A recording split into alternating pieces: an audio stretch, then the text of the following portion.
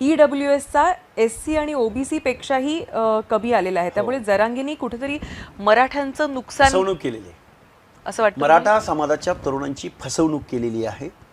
आत्ता मराठा समाजाच्या तरुणांच्या समोर असा प्रश्न निर्माण झालाय, तुम्ही स्पर्धा परीक्षेच्या बाबतीतच बोलताय, मी खूप जबाबदारीनं बोलतोय. त्यांना EWS घ्यायचं का SC घ्यायचं का OBC घ्यायचं? बरोबर. आता मराठा समाजाची अशी परिस्थिती आहे, काही लोक आता तिन्ही सर्टिफिकेट आहेत एका एका माणसाकडे. पण ते ऍप्लिकेबल नाही होऊ शकत एका वेळी. मग आधार कार्ड आणि पॅन कार्ड तुमच्या कास्ट सर्टिफिकेटला पहिले जॉईन करा, की एक माणूस दुबार तिबार कास्ट सर्टिफिकेट काढू शकणार नाही. काय उत्तर आहे महाराष्ट्र शासनाने द्यावं आम्हाला? भयंकर आहे हे.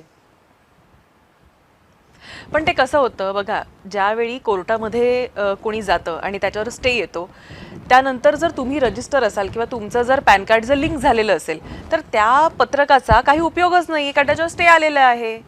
त्यानंतर काहीतरी वेगळं इंट्रोड्यूस केलं जातं आणि पुन्हा ही लोक त्याचा वेध घ्यायला जातात. मुळात मुळात मुळात रिझर्वेशन पॉलिसीचं एक तत्व सांगतो तुम्हाला, की रिझर्वेशन पॉलिसी ही पर्याप्त प्रतिनिधित्व, एडिक्वेट रिप्रेझेंटेशन असं म्हटलं जातं त्याला.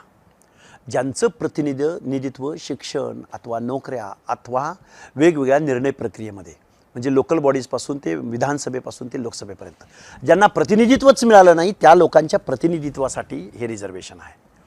स्वातंत्र्य मिळण्याच्या अगोदर, म्हणजे पुणे पॅक्ट झाल्यानंतर फक्त हे राजकीय रिझर्वेशन होतं. शिक्षण आणि नोकऱ्यामधलं रिझर्वेशन हे भारताला स्वातंत्र्य मिळाल्यानंतर आलेलं आहे. प्रतिनिधित्वाचा बेस, या बेसला कोणीच चॅलेंज करू शकत नाही.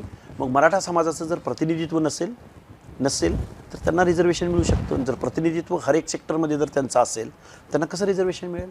हा तो 750 पानांचा जजमेंट आहे ते मराठा आरक्षणाच्या संदर्भातलं. त्याच्यावर कोणीही बोलायला तयार नाही. आता पुढे जाऊन परत काय होणार ते त्याचं उत्तर ठरलेलं आहे.